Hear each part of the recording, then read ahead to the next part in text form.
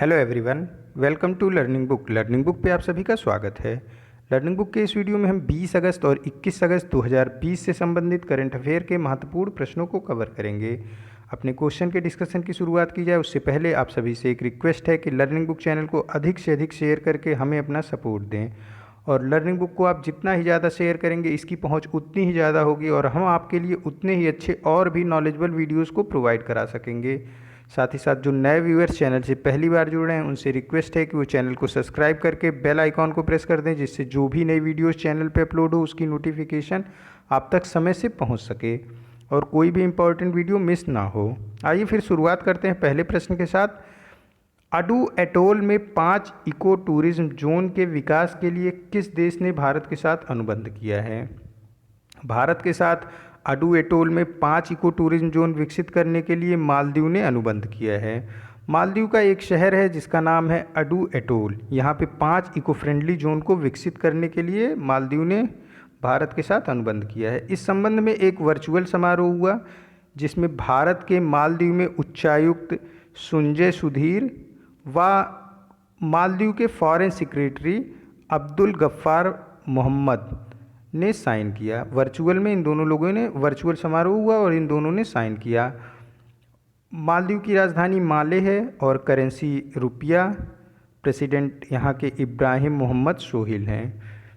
साथ ही साथ मालदीव अपना जो इंडिपेंडेंस डे मनाता है ये प्रत्येक वर्ष 26 जुलाई को मनाता है। इस वर्ष 26 जुलाई 2020 को मालदीव के इंडिपेंडेंस डे के उपलक्ष्य में SBI ने उस दौरान मालदीव को 26 तारीख को ही, जब उसका इंडिपेंडेंस डे था, स्टेट बैंक ऑफ इंडिया ने मालदीव को 16.20 मिलियन US$ दिया। क्यों दिया गया? ताकि मालदीव कोविड-19 सिचुएशन से उबरने में उसको एक सहायता दी स्टेट बैंक ऑफ इंडिया ने और जल्दी से वो कोरोना से फाइट करके इससे उभर सके। पूरा विश्व इस समय एक दूसरे की सहायता कर रहे हैं। उसी क्रम में स्टेट बैंक ऑफ इंडिया ने मालदीव को 16.20 मिलियन US$ की सहायता प्रदान की। कोविड-19 सिचुएशन में जब लॉकडाउन किया गया था पूरे विश्व में, तो उस दौरान भारत के जो भी नागरिक किसी अन्य देशों में फंसे थे उनको लाने के लिए तीन ऑपरेशन गवर्नमेंट ने चलाए थे। एक था ऑपरेशन समुद्र सेतु, ये इंडियन नेवी का ऑपरेशन था। ऑपरेशन समुद्र सेतु से 3 देशों से लोगों को भारत वापस लाया गया था, उसमें मालदीव था। मालदीव की राजधानी माले में जो लोग फंसे थे उनको ऑपरेशन समुद्र सेतु से भारत लाया गया था समुद्र के रास्ते। श्रीलंका से भी ऑपरेशन समुद्र सेतु के ही थ्रू ही लाया गया था लोगों को जो फंसे थे श्रीलंका में भारतीय नागरिक। और ईरान से भी जो है ऑपरेशन समुद्र सेतु के इस्तेमाल से ही नागरिकों को वापस भारत में लाया गया था। वंदे भारत अभियान चलाया गया था। जो विदेशों में फंसे थे और उनको हवाई मार्ग से लाना था उन्हें वंदे भारत अभियान के थ्रू लाया गया था। श्रमिक एक्सप्रेस इंडियन रेलवे द्वारा चलाया गया था। जो भारत में ही किसी अन्य प्रदेशों में फंस गए थे उनको उनके गृह प्रदेश में पहुंचाने का जिम्मा श्रमिक एक्सप्रेस का था। तो अडू एटोल में 5 इको टूरिज्म जोन विकसित करने के लिए भारत के साथ जिस देश ने अनुबंध किया है वो देश है मालदीव। ऑप्शन डी करेक्ट हो जाएगा। नेक्स्ट क्वेश्चन है, भारत में मानव हाथी संघर्ष प्रबंधन की सर्वोत्तम प्रथाओं पर पुस्तिका का शुभारंभ किसने किया? इस पुस्तिका का शुभारंभ किया हमारे पर्यावरणीय मंत्री, environment, forest and climate change मंत्री प्रकाश जावड़ेकर ने। ऑप्शन ए करेक्ट हो जाएगा। पुस्तक का प्रमुख उद्देश्य मानव हाथी संघर्ष को कम करना और मनुष्य और हाथियों दोनों को नुकसान से बचाना है। इसमें उन सारी विधाओं का, इस पुस्तक में उन सारी विधाओं का के बारे में बताया गया है जिससे संघर्ष को कम किया जा सकता है। देखिए कई सारे रोड क्या होते हैं, जाते हैं जंगलों के बीच से, तो जो लोग इस तरह के रोडों से गुजरे होंगे वो लोगों ने पढ़ा होगा कि वहाँ पे बोर्ड लगा होता है, रास्ते पर, जंगल के रास्तों पर पहला अधिकार हाथियों का है। क्योंकि जब हाथियों के झुंड पार होते हैं तो उस दौरान कोई गाड़ी आए जाए ना और लोग अलर्ट रहें, इस वजह से ये बोर्ड जगह जगह पे लगे होते हैं। हाथियों का झुंड पार होता है तो उसमें 1-2 मिनट का टाइम लगता है, तो दोनों तरफ से गाड़ियाँ रुक जाती हैं ये बोर्ड पढ़ के। इसीलिए इसी तरीके से कई सारी प्रथाओं का इस पुस्तक में जिक्र किया हुआ है। 12 अगस्त को प्रत्येक वर्ष विश्व हाथी दिवस मनाया जाता है। अगर हम हाथियों की संख्या की बात करें तो पूरे भारत में कर्नाटका राज्य के पास सबसे ज़्यादा हाथी है। दूसरे नंबर पे हाथियों की संख्या में हमारा असम है और तीसरे नंबर पे केरला राज्य है। टाइगर सबसे ज़्यादा मध्य प्रदेश में है, दूसरे नंबर पे कर्नाटका में है और तीसरे नंबर पे उत्तराखंड में है। कर्नाटका हाथियों की संख्या में पहले नंबर पे है और टाइगर की संख्या में दूसरे नंबर पे है। नेक्स्ट क्वेश्चन है, न्यूनतम सरकार और अधिकतम शासन की भारत सरकार की दृष्टि से कपास सलाहकार बोर्ड को समाप्त कर दिया गया है। भारत के वर्तमान कपड़ा मंत्री कौन है? भारत की वर्तमान कपड़ा मंत्री स्मृति ईरानी हैं। मिनिमम गवर्नमेंट मैक्सिमम गवर्नेंस ये क्या चीज़ है? देखिए कि ऐसा लोगों का मानना है कि अगर कुछ, देखिए अभी फिर से इसको समझते हैं। मिनिमम गवर्नमेंट मैक्सिमम गवर्नेंस का ये मतलब हुआ कि जो गवर्नेंस की पद्धति है उसमें कुछ कमी लाई जाए और शासन अधिक से अधिक किया जाए। कैसे? अभी किसी को कोई फैक्ट्री डालनी है, कोई अपना बिजनेस स्टार्ट करना है तो उसे कई सारी डिपार्टमेंट में जाके क्या करना होता है? परमिशन लेनी होती है। तो अगर डिपार्टमेंट की संख्या को कम किया जाए तो परमिशन की संख्या कम होगी, इससे लोगों का टाइम भी बचेगा और कई सारा और भी लोग बताते हैं कि करप्शन से छुटकारा मिलता है इससे। तो इन सब चीज़ों के लिए ही प्रधानमंत्री जी ने एक बोला था, minimum government and maximum governance की बात की थी। तो इसी की दृष्टि से कि जितने ज़्यादा कम होंगे तो उनका लोगों का मानना ये होता है, जो एक्सपर्ट होते हैं उनका मानना ये होता है कि अगर सरकार जो है न्यूनतम है और अधिकतम शासन तब भी किया जा सकता है कि अगर कोई डिपार्टमेंट कम हो रहा है तो उससे कोई फ़र्क नहीं पड़ेगा क्योंकि उस डिपार्टमेंट का काम कोई और डिपार्टमेंट संभाल लेगा, लेकिन कम होने से फ़ायदे ज़्यादा होते हैं। इसी वजह से, इसी दृष्टि से कपास सलाहकार बोर्ड को समाप्त कर दिया गया है। कुल मिला के देखिए, जो शासन करता है वो 3 चीज़ें हैं। एक तो गवर्नमेंट शासन कर रही है, उसमें भी बात की जाती है, लेकिन उसकी जो पद्धति होती है उसको चेंज करना है। जैसे उसमें संविधान में फिर अमेंडमेंट करना पड़ेगा, कॉन्स्टिट्यूशन में अमेंडमेंट करके हम सांसदों, विधायकों या फिर मंत्रियों की संख्या को कम कर सकते हैं, तो उसका प्रोसेस लंबा होता है। इसलिए जो नौकरशाह होते हैं उनमें कटाई छटाई करना आसान होता है, तो फिर उसमें सरकारें कटाई छटाई कर लेती हैं, जिससे कि जो मिनिमम गवर्नमेंट और मैक्सिमम गवर्नेंस है इस बात को लागू किया जा सके।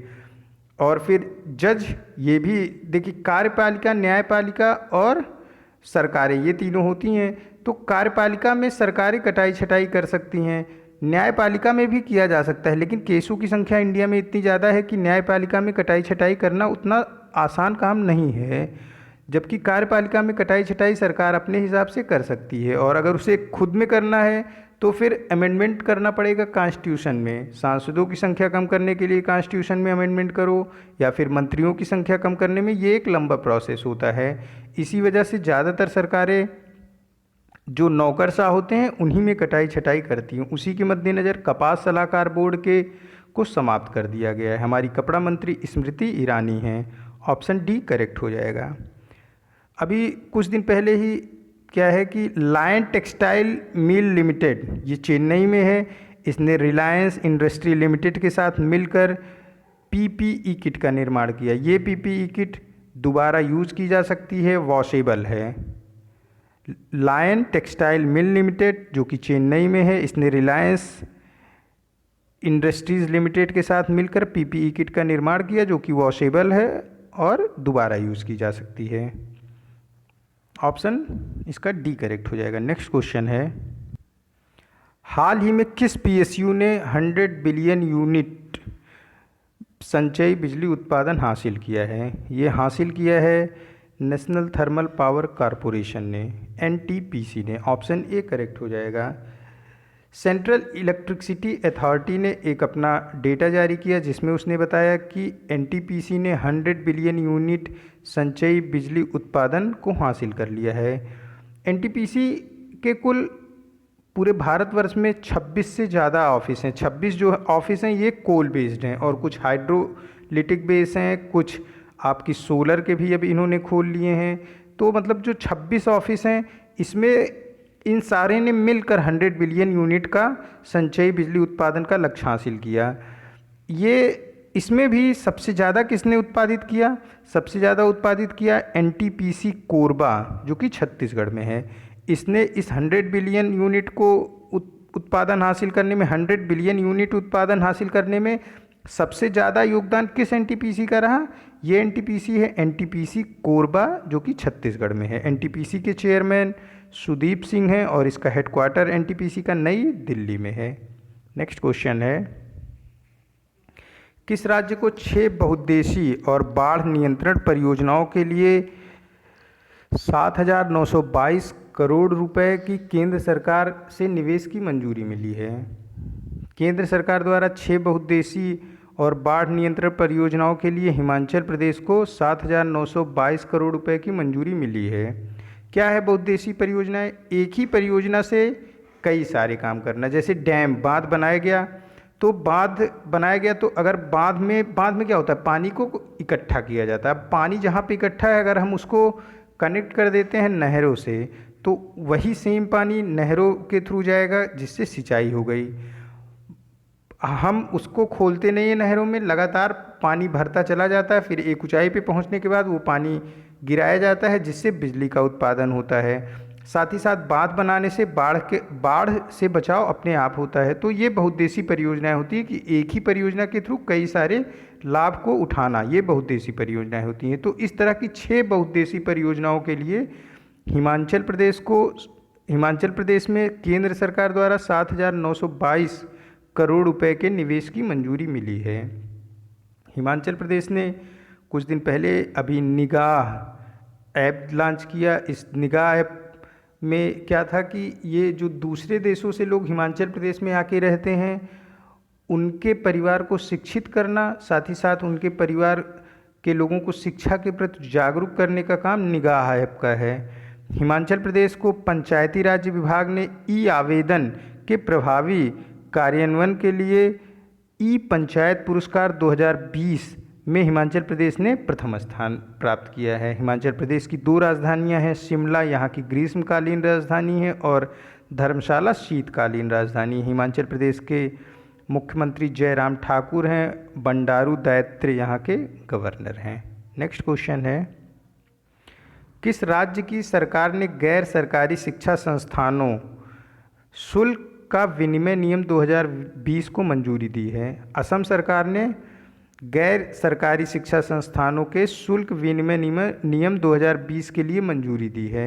यह असम में निजी शिक्षण संस्थानों की फीस संरचना को नियमित करने के उद्देश्य से किया गया है कि कई सारे राज्यों में क्या कोई भी प्राइवेट कॉलेज या स्कूल पे फीस का कोई कंट्रोलिंग नहीं है। उसी फीस को कंट्रोलिंग करने के उद्देश्य से असम ने इस तरह का एक बिल पास किया है, जिसमें जो गैर सरकारी शिक्षा संस्थान हैं उनके शुल्क को भी सरकार द्वारा नियमित किया जाएगा कि आप इससे ज़्यादा शुल्क नहीं ले सकते हैं।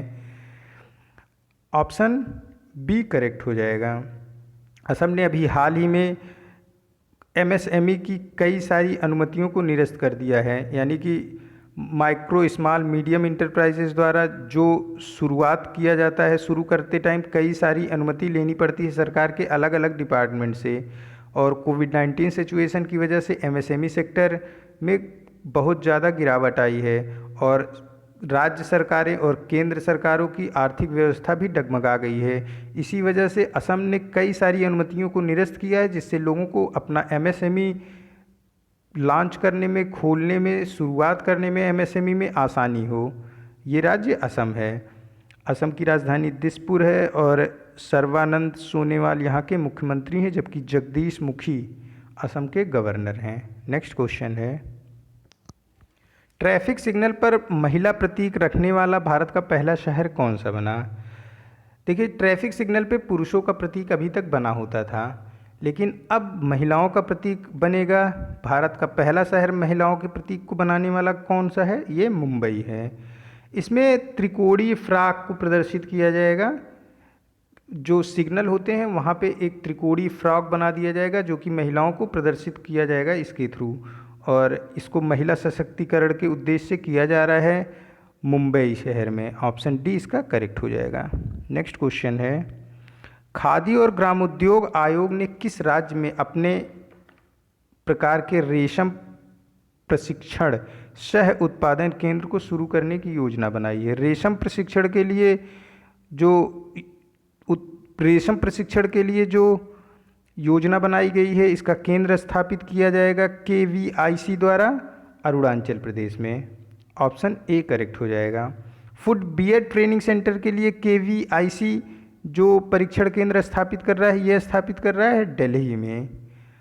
और लेदर मिशन अभी चलाया था KVIC ने, जिसमें इसने लेदर किट बांटे, साथ ही साथ जो है 350 बी बॉक्स को भी बांटा जिसमें मधुमक्खी पालन किया जाता है। लेदर किट इन्होंने जो लेदर से जुड़े हुए कलाकार हैं, व्यवसायी हैं, उनको प्रदान किया। जो छोटे व्यवसायी होते हैं जो लेदर का काम करते हैं, उनको किट दिया गया लेदर मिशन में। ये किट, लेदर किट और बी बॉक्स, ये दोनों राजस्थान में बांटे गए KVIC द्वारा। KVIC MSME के अधीन कार्य करता है। तो देखिए, बी मधुमक्खी पालन KVIC में आता है और KVIC किस में आता है? MSME में। लेदर के जो काम होते हैं वो किस में आता है? वो भी MSME में आता है। और लेदर का काम भी KVIC में आता है, यानी खादी और ग्रामोद्योग आयोग में लेदर का काम भी आता है। और फुटवियर ट्रेनिंग सेंटर KVIC द्वारा इसका केंद्र खोला गया दिल्ली में। और रेशम परीक्षण के लिए जो केंद्र खोला गया KVIC द्वारा, ये खोला गया अरुणाचल प्रदेश में। ऑप्शन ए करेक्ट हो जाएगा। नेक्स्ट क्वेश्चन है, किस देश ने 1971 में पाकिस्तान द्वारा मारे गए भारतीय सैनिकों के लिए एक स्मारक बनाया है? ये देश है बांग्लादेश। 1971 से पहले बांग्लादेश और पाकिस्तान बांग्लादेश भी पाकिस्तान का हिस्सा हुआ करता था। ईस्ट पाकिस्तान ये बांग्लादेश और वेस्ट पाकिस्तान जो इस समय पाकिस्तान है। लेकिन क्या था कि जो ईस्ट पाकिस्तान यानी कि जो बांग्लादेश था, यहाँ के लोग, और जो वेस्ट पाकिस्तान था जो इस समय पाकिस्तान है, दोनों में काफ़ी भिन्नता थी। यहाँ के लोग बंगला बोलते थे, जो अपना ईस्ट मतलब जो प्रेजेंट में बांग्लादेश है, और उस टाइम 1971 से पहले वो ईस्ट पाकिस्तान था, वहाँ के लोग बंगला बोलते थे। और वेस्ट पाकिस्तान के लोग बंगला नहीं बोलते थे। तो काफ़ी भिन्नताएं थी ईस्ट पाकिस्तान और वेस्ट पाकिस्तान में। और वेस्ट पाकिस्तान के लोग काफ़ी डोमिनेट होते थे ईस्ट पाकिस्तान के लोगों पे। 1971 में एक चिंगारी भड़की, काफ़ी अलगाववादी रुख अपनाया ईस्ट पाकिस्तान के लोगों ने, कि उन्होंने एक तय किया कि हम अलग होंगे। एक चिंगारी भड़की ईस्ट पाकिस्तान में कि हमको अलग देश का दर्जा दिया जाए, हम पाकिस्तान के साथ नहीं रहेंगे, वेस्ट पाकिस्तान के साथ। तब वेस्ट पाकिस्तान ने उनकी आवाज़ को दबाने के लिए काफ़ी ज़्यादा उनके ऊपर जुल्म करने शुरू कर दिए। और फिर क्या हुआ कि ईस्ट पाकिस्तान से, जो प्रेजेंट में बांग्लादेश है, लोग वहाँ से आने लगे कहाँ पे? भारत में। उस समय भारत सरकार ने बहुत महत्वपूर्ण रोल अदा करते हुए, उस समय हमारी जो प्रधानमंत्री थी वो इंदिरा गांधी थी, काफ़ी अहम रोल उन्होंने अदा किया, काफ़ी लड़ाइयाँ लड़ी और बांग्लादेश को अलग देश का दर्जा दिलाया, जिसमें बहुत ज़्यादा महत्वपूर्ण भूमिका थी इंडियन आर्मी की भी। और जब ये लड़ाई शुरू हुई तो पाकिस्तान की तरफ से अमेरिका, यूनाइटेड किंगडम, चाइना और इटली जैसे देश पाकिस्तान का सपोर्ट कर रहे थे, और भारत ने उस समय मदद मांगी थी रसिया से। और तभी से भारत और रसिया की जो दोस्ती है उसे एक मिसाल दिया जाता है कि रसिया पूरे विश्व से अकेले लड़ गया था भारत के लिए। और उस दौरान जो शहीद हुए भारतीय सैनिक, उनके लिए एक स्मारक बनाएगा कौन सा देश? बांग्लादेश। बांग्लादेश में एक श्री श्री जय काली मात्रा मंदिर है। देखिए, ये वहाँ की लैंग्वेज है, ये काली जी का मंदिर है। और वहाँ के, इसको क्या बोलते हैं? श्री श्री जय काली मात्रा मंदिर। इसका पुनरुद्धार किया जा रहा है, इसका पुनर्निर्माण किया जा रहा है। ये 300 साल पुराना मंदिर है। बांग्लादेश में इसको फिर से बनाने का कार्य किया जा रहा है। सेकेंड वर्ल्ड वार में शहीद हुए रशियन सैनिकों की स्मृति को संरक्षित रखने के लिए नॉर्थ कोरिया के शासक किम जोंग उन ने कार्य किया, और फिर उनको विशेष सम्मान दिया गया रशिया के राष्ट्रपति व्लादिमीर पुतिन द्वारा। यहाँ पे ऑप्शन सी करेक्ट हो जाएगा। नेक्स्ट क्वेश्चन है, किस राज्य सरकार ने वित्त वर्ष 2021 के लिए प्रधानमंत्री फसल बीमा योजना की जगह मुख्यमंत्री किसान सहाय योजना शुरू की है? मुख्यमंत्री किसान सहाय योजना शुरू की है गुजरात ने। क्या है ये मुख्यमंत्री सहाय योजना और क्या है प्रधानमंत्री फसल बीमा योजना? दोनों योजनाएं सेम हैं। किसानों को सूखा, अधिक वर्षा, मौसम में परिवर्तन या फिर किसी अनहोनी की वजह से उनके फसल में आग लगना, इन सब से बचाव के लिए एक योजना चलाई प्रधानमंत्री ने, प्रधानमंत्री फसल बीमा योजना। क्या होता था कि सूखा पड़ गया तो किसान की खेती खराब हो गई तो उसके देखिए किसान लोगों को सिर्फ पैसे का क्या होता है, पैसे उन्हें अर्न होते हैं सिर्फ और सिर्फ अपनी खेती से। खेती किन्हीं भी वजहों से, प्राकृतिक कारणों से कभी कभी खराब हो जाती हैं, तो फिर किसानों के पास कोई अवसर नहीं होता है पैसे का, और फिर वो किसानी खेती छोड़ के शहरों की तरफ जाते हैं, और फिर खेती अगर बंद होती रहेगी तो फिर अनाज के लिए भी ज़रूरत होती है देश को किसी, तो हमें बाहर पे निर्भर होना पड़ेगा। इसीलिए प्रधानमंत्री फसल बीमा योजना की शुरुआत की गई कि किसानों को अगर कोई नुकसान होता है तो वो इंश्योरेंस के थ्रू उनके पैसे को देगी इंश्योरेंस कंपनी। इसमें जो प्रधानमंत्री फसल बीमा योजना है इसमें 90% प्रीमियम गवर्नमेंट देती है, जबकि 10% प्रीमियम किसानों को देना होता है। लेकिन गुजरात सरकार की जो मुख्यमंत्री किसान सहाय योजना है, जो कि प्रधानमंत्री फसल बीमा योजना की जगह गुजरात ने सरकार ने लागू किया है, इसमें 100% प्रीमियम कौन देगा? वहाँ का राज्य सरकार, गुजरात की राज्य सरकार जो लागू किया है मुख्यमंत्री किसान सहाय योजना। इसमें प्रधानमंत्री फसल बीमा योजना के मुकाबले सिर्फ एक ही फ़र्क है कि ये 100% प्रीमियम राज्य सरकार द्वारा दिया जाएगा किसानों को, जबकि प्रधानमंत्री फसल बीमा योजना में 90% प्रीमियम केंद्र सरकार देती है और 10% प्रीमियम किसानों को स्वयं देना होता है। गुजरात की राजधानी गांधीनगर है। विजय रूपानी यहाँ के मुख्यमंत्री हैं। आचार्य देवव्रत गवर्नर हैं इस समय गुजरात के। नेक्स्ट क्वेश्चन है, किस राज्य सरकार ने वित्त वर्ष 21 के लिए प्रधानमंत्री फसल बीमा योजना की जगह मुख्यमंत्री किसान सहाय योजना शुरू की? ये क्वेश्चन रिपीट हो गया है, इसका आंसर डी गुजरात है। नेक्स्ट क्वेश्चन है, उस बैंक का पता लगाएं, उस बैंक का नाम बताएं जिसे पूर्ण स्वामित्व वाली गैर वित्तीय सहायक कंपनी स्थापित करने के लिए आरबीआई ने सैद्धांतिक मंजूरी दे दी है। ये बैंक है दक्षिण भारतीय बैंक। दक्षिण भारतीय बैंक, इसका हेडक्वार्टर त्रिशूर केरला में है। इसके एमडी और सीईओ वीजी मैथ्यू हैं। क्या होता है ये non banking financial company? Non banking financial company अब मदद करेगी। ये नॉन बैंकिंग फाइनेंशियल कंपनी किसकी होगी? ये होगी एसआईबी यानी कि साउथ इंडियन बैंक की। अब ये नॉन बैंकिंग फाइनेंशियल कंपनी जो साउथ इंडियन बैंक की, ये मदद करेगी साउथ इंडियन बैंक को और इसी के लिए मंजूरी दी है रिजर्व बैंक ऑफ इंडिया ने। नॉन बैंकिंग फाइनेंशियल कंपनी कितने काम को कर सकती है? ये जमा स्वीकार कर सकती है, लोन दे सकती है और होलसेलर या फिर रिटेलर जो बिजनेसमैन होते हैं उनको अग्रिम लोन भी दे सकती है। इतने काम कर सकती है non banking financial company.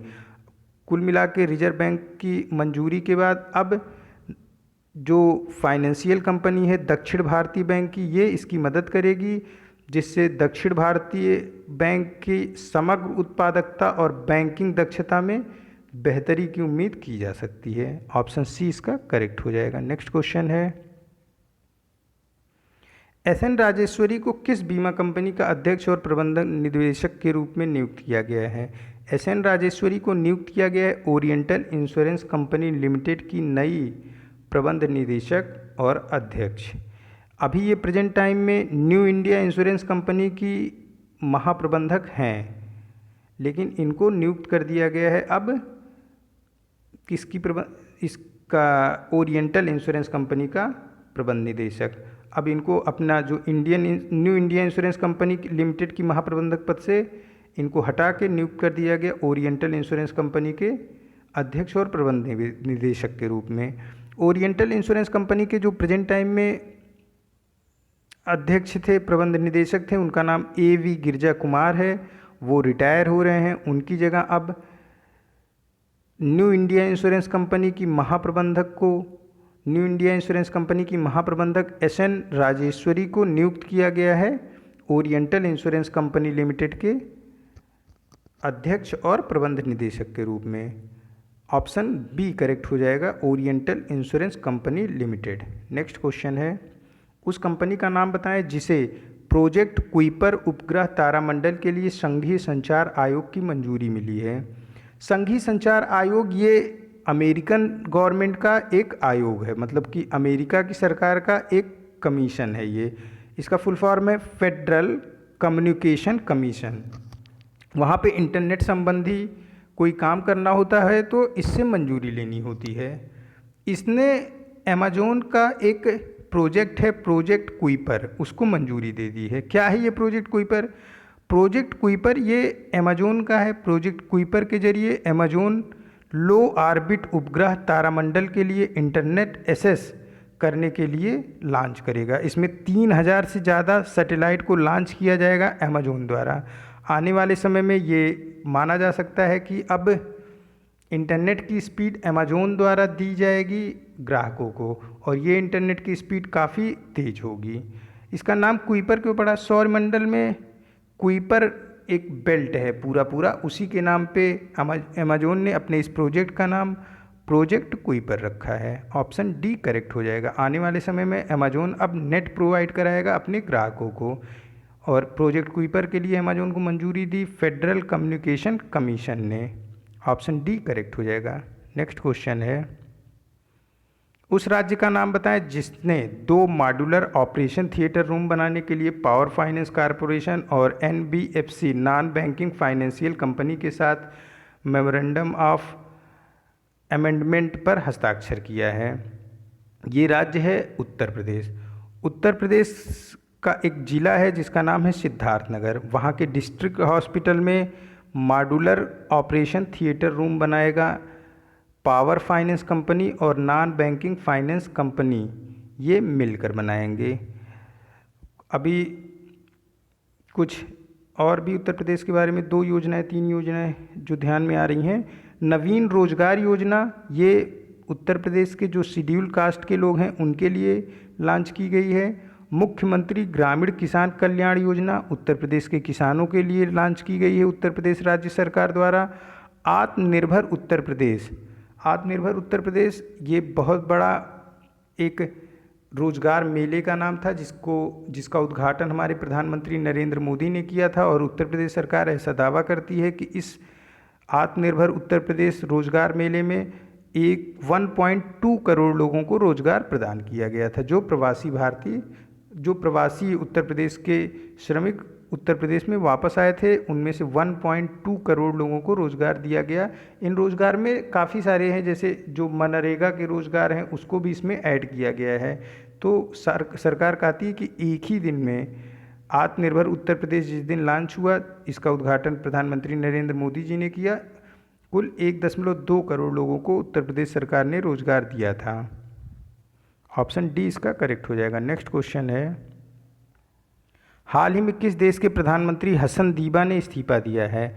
Hasan दीबा ये लेबनान के प्रधानमंत्री थे, इन्होंने इस्तीफा दे दिया। लेबनान ये वेस्टर्न एशिया का देश है, इसकी कैपिटल बेरूत है। बेरूत में एक बंदरगाह है, वहाँ पे विस्फोट हुआ, और जो लोग मानते हैं कि ये पीएम हसन दीबा की लापरवाही, उनको अपनी जिम्मेदारी का एहसास ना होने की वजह से जो है वहाँ पे विस्फोट हुआ, इसी से वो आहत हुए और फिर उन्होंने इस्तीफा दे दिया। ऑप्शन डी इसका करेक्ट हो जाएगा, लेबनान।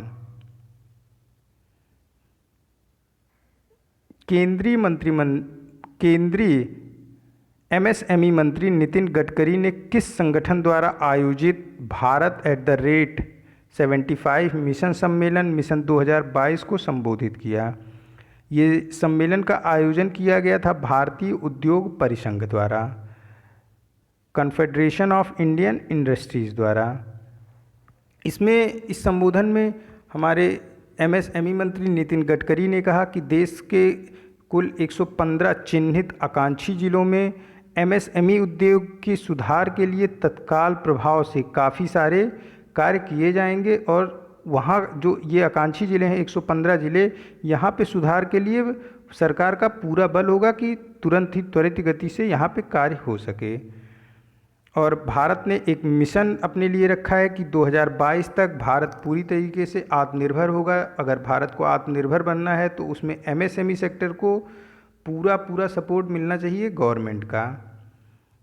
इसी वजह से इस मिशन का नाम है India@75 शिखर सम्मेलन मिशन 2022। और नितिन गडकरी हमारे एमएसएमई मंत्री तो हैं ही हैं, साथ ही साथ ये हाईवे मिनिस्टर भी हैं, सड़क परिवहन मंत्री भी हैं। और अभी कुछ दिन पहले इन्होंने एक जो है परमिशन दे दिया कि दिल्ली और कटरा, जम्मू कश्मीर में जो कटरा है, दिल्ली कटरा को जोड़ने वाली हाईवे अमृतसर में अब अमृतसर पंजाब को भी कनेक्ट किया जाएगा। शामिल करने के लिए अनुमति सड़क परिवहन मंत्रालय द्वारा दे दी गई है। अभी कुछ दिन पहले ही एमएसएमई की वेबसाइट पे एक डैशबोर्ड लिंक लॉन्च किया नितिन गडकरी ने, और इस लिंक पे जो है हाईवे पे जितने ढाबे हैं, साथ ही साथ जो ट्रक की मरम्मत की दुकानें हैं, उन सब का एड्रेस इस लिंक पे दे दिया गया है, जिससे जो ट्रक ड्राइवर हैं उनको आसानी होगी। अगर उनकी ट्रकों में कोई ख़राबी आती है तो ये लिंक से ट्रक जहाँ पे बनते हैं वहाँ की दुकान का एड्रेस देख सकते हैं। साथ ही साथ ढाबों का एड्रेस भी इस लिंक पे दिया गया है। CII भारतीय उद्योग परिसंघ, कन्फेडरेशन ऑफ इंडियन इंडस्ट्री, ये एक जो व्यापारी है, ये व्यापारियों का संगठन है जो व्यापारियों के हितों की रक्षा करता है। इसका जो मुख्यालय है वो नई दिल्ली में है। उदय कोटक इसके अध्यक्ष हैं। नेक्स्ट क्वेश्चन है, केंद्रीय रक्षा मंत्री राजनाथ सिंह ने किस शहर में भारत डायनेमिक्स लिमिटेड में मिसाइल साधक सुविधा केंद्र और एक वारहेड उत्पादन इकाई की नींव रखी? ये नींव रखी हैदराबाद में हमारे रक्षा मंत्री राजनाथ सिंह ने। रक्षा मंत्रालय का अपना खुद का आत्मनिर्भर सप्ताह समारोह चल रहा है और उसी समारोह में यही नींव नहीं रखी गई, मैं और भी 4 या 5 जगहों पे नींव रखी गई। मैं सारा रिपीट बोल रहा हूँ, आप इसे नोट डाउन करोगे। देखिए, भारत डायनेमिक्स लिमिटेड में मिसाइल साधक सुविधा के लिए नींव रखी गई हैदराबाद में, और यहाँ पे वॉरहेड उत्पादन इकाई की भी नींव रखी राजनाथ सिंह ने। महाराष्ट्र की चंद्रपुर में ऑर्डिनेंस फैक्ट्री में पिनाका रॉकेट कॉम्प्लेक्स के लिए भी जो है आधारशिला रखी गई। त्रिचुरापल्ली जो कि तमिलनाडु में है, वहाँ रिमोट कंट्रोल गन मैन्युफैक्चरिंग की आधारशिला रखी गई। BEL भारत इलेक्ट्रॉनिक्स लिमिटेड में anti torpedo gun defence Maareech, जो कि DRDO द्वारा इसकी डिज़ाइन को तैयार किया गया है, इसकी मैन्युफैक्चरिंग का काम कौन करेगा? BEL anti torpedo gun defence Maareech, रक्षा मारीच, इसमें जो है इसको कौन करेगा? एंटी टारपीडो डिफेंस मारीच, इसको जो है बनाया गया है DRDO द्वारा। इसकी पूरी डिजाइनिंग को तैयार कर दिया गया है, एंटी टारपीडो डिफेंस मारीच की डिज़ाइन को। अब इसकी मैन्युफैक्चरिंग का काम दिया गया है भारत इलेक्ट्रॉनिक्स लिमिटेड को। भारत अर्थ मूवर्स लिमिटेड ये औद्योगिक डिजाइन केंद्र होगा रक्षा मंत्रालय का। साथ ही साथ HAL Hindustan aeronautics limited Orissa, जो उड़ीसा का जो हिंदुस्तान एरोनॉटिक्स लिमिटेड है, यहाँ पे सुखोई 30 MKI के लिए ओवरहेड इंजन का निर्माण किया जाएगा। ये इतने सारे को एक ही साथ इनका वो रखा गया था, आधारशिला नींव इनकी रखी गई थी। रक्षा मंत्रालय 37 हवाई क्षेत्रों के आधुनिकीकरण के लिए Tata power strategic engineering division के साथ समझौता किया है। रक्षा मंत्रालय ने 37 हवाई क्षेत्रों के आधुनिकीकरण के लिए Tata power strategic engineering division के साथ समझौता किया है। ऑर्डिनेंस फैक्ट्री बोर्ड ये रक्षा मंत्रालय के अधीन कार्य करती है। इसका काम रक्षा विभाग के लिए रक्षा उत्पादन करना है। इसका हेडक्वार्टर कलकत्ता वेस्ट बंगाल में है, और ऑर्डिनेंस फैक्ट्री बोर्ड के जो चेयरमैन हैं उनका नाम हरि मोहन है। नेक्स्ट क्वेश्चन है, उपराष्ट्रपति वेंकैया नायडू के 3 साल के कार्यकाल में कनेक्टिंग, कम्युनिकेटिंग, चेंजिंग नाम की ई-बुक किसने जारी की? इस ई-बुक को एक साथ राजनाथ सिंह और प्रकाश जावड़ेकर ने जारी की। ये बुक वेंकैया नायडू का जो 3 साल का कार्यकाल है उस पर पूरी तरीके से आधारित है। वेंकैया नायडू हमारे उपराष्ट्रपति हैं और हमें पता है कि जो उपराष्ट्रपति होते हैं वो चेयरमैन होते हैं कहाँ के, राज्यसभा के, लोकसभा के नहीं, राज्यसभा के चेयरमैन उपराष्ट्रपति होते हैं। और उपराष्ट्रपति वेंकैया नायडू ये राज्यसभा के चेयरमैन भी हैं, इनके कार्यकाल का 3 साल पूरा हुआ है। उसी के सिलसिले में कनेक्टिंग कम्युनिकेटिंग चेंजिंग नाम से ई बुक लॉन्च की राजनाथ सिंह और प्रकाश जावड़ेकर ने। ऑप्शन डी करेक्ट हो जाएगा। नेक्स्ट क्वेश्चन है, our only home a climate appeal to the world, Franz Alt द्वारा लिखित इस पुस्तक के लेखक कौन हैं? देखिए, इस पुस्तक को लिखा है दलाई लामा ने। दलाई लामा ये तिब्बत के स्पिरिचुअल लीडर हैं, आध्यात्मिक जो है नेता हैं तिब्बत के। इस पुस्तक को लिखने में इनकी मदद किसने की है? मदद की है इसके को राइटर हैं जर्मन पर्यावरण के पत्रकार फ्रांज आल्ट, जो कि ब्रैकेट में लिखा हुआ है। तो फ्रांज आल्ट और दलाई लामा ने मिलकर ये पुस्तक लिखी, our only home a climate appeal to the world. Option C correct हो जाएगा। नेक्स्ट क्वेश्चन है, विश्व शेर दिवस कब मनाया जाता है? विश्व शेर दिवस प्रत्येक वर्ष 10 अगस्त को मनाया जाता है। शेरों के बारे में जागरूकता बढ़ाना और लोगों को उनके संरक्षण से संबंधित मुद्दों के बारे में शिक्षित करना इस विश्व शेर दिवस का प्रमुख उद्देश्य है। एशियाई शेरों को संरक्षण प्रदान करने की जो पहल है, इसको भारत सरकार ने 2017 में शुरू किया था। तो विश्व शेर दिवस प्रत्येक वर्ष 10 अगस्त को मनाया जाता है। ये क्वेश्चन वहाँ पे मिस हो गया था, तो उसको यहाँ पे कवर कर लिया गया। ये आज का लास्ट क्वेश्चन था। मिलते हैं नए करंट अफेयर के साथ। Keep study on learning book. Thank you for watching this.